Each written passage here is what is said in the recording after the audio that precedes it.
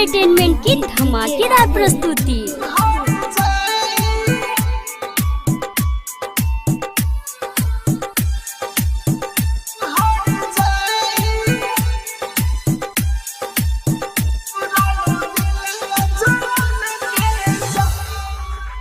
छोड़ी ससुरा जाता रूहर जाई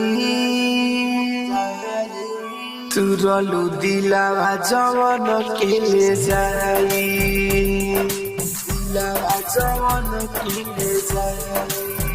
छोड़ी ससुरा जाता रूहर जाई तुरलू दिलावा जवन के ले जाई। ले जा रखी हो चाहे फेंकिया हो,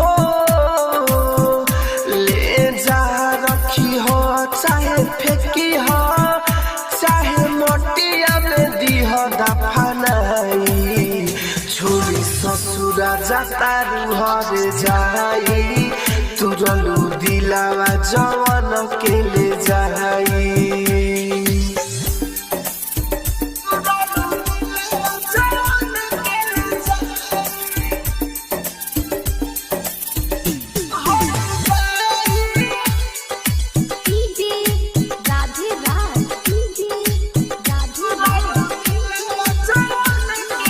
बचपन के साथ छोड़ के जोईबू पियावा के संग तू सज के,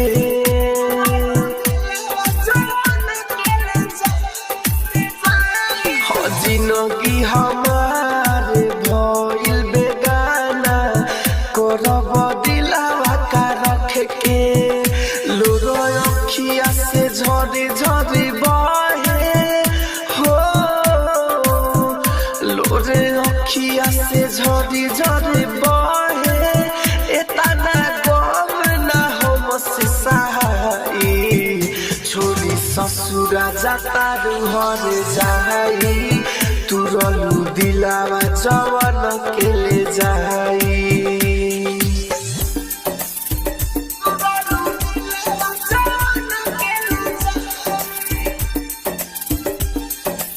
आप सुन रहे हैं एजी एंटरटेनमेंट की धमाकेदार प्रस्तुति।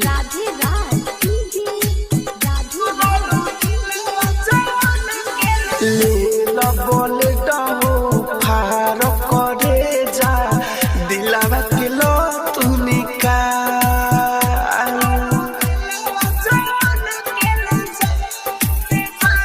हंसी दीवाना राहुल के कोइलू जियते जाने हलाल। आह राजा रतन के तू पाके हो, राजा रतन के तू पाके सफा गइलू हमके भुलाई। छोड़ी ससुरा जाता रूहर जाई तुरलू दिलावा जवन के ले जाई।